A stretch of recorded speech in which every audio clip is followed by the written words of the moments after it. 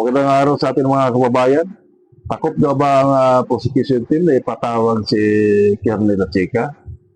Ay, ganito kasi mga kababayan. Si Kernel Lachica kasi, ito sana yung susi para naman mapaliwanag yung lahat kung bakit nagkaroon ng alias ang isang tao, may mga piatos, kung ano mga ano dito, yung mga palayaw na binibigay. So dito kasi, alam naman din ng mga karamihan sa mga militar o kahit hindi na militar, basta OPM, mga politiko, alam naman nila lahat ito na ang isang intelligence talaga, may mga palayaw ito kasi nga para naman sa safety nila. Hindi naman kasi pwede na tawagin mo yung halimbawa, may asset ka, tawagin mo ng sa pangalan, di madali matutumbok ito ng mga kalaban. Ganun pa man dito, talagang kung makikita natin, pinaikot-ikot lang yung mga sambayan ng Pilipino. Kasi kung gusto talaga nilang tutumbukin talaga nila yung tamang tao talaga na makapagsalita sa lahat. Dapat ito na yung tinutumbok nila, Kernel Lachica, tinawag nila kasi ito yung officer, ito yung security officer.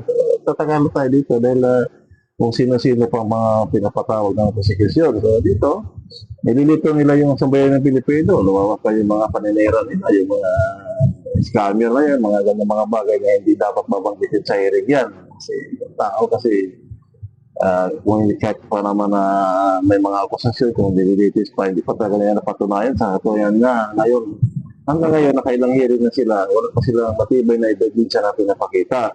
So dito kasi, lahat na tinatawag nila, ang tinuturo is si Kernel Lachica. So ito yung pinakasusi talaga na may paliwanag lahat. Kasi nga ito na yung dito nga nirelease yung pondo.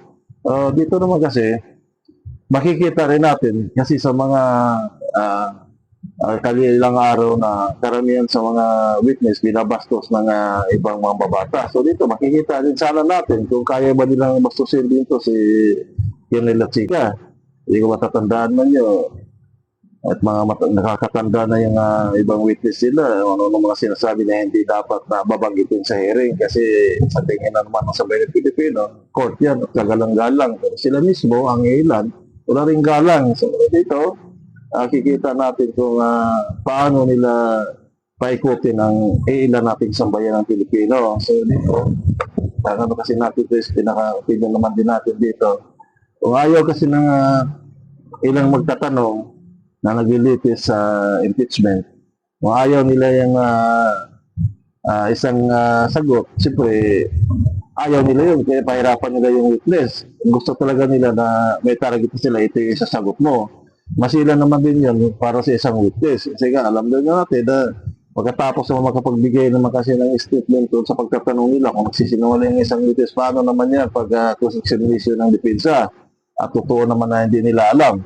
Nakakaw ang isang witness tawag. So siguro, ang pinaka-panawagan natin dito na ipatawag na si Kernel Lachica sa ganung para matulbog ka na malaman na sa bayan Pilipino kung ano talaga nangyayari, saan napunta yung pondo, bakit binigyan ng gamot.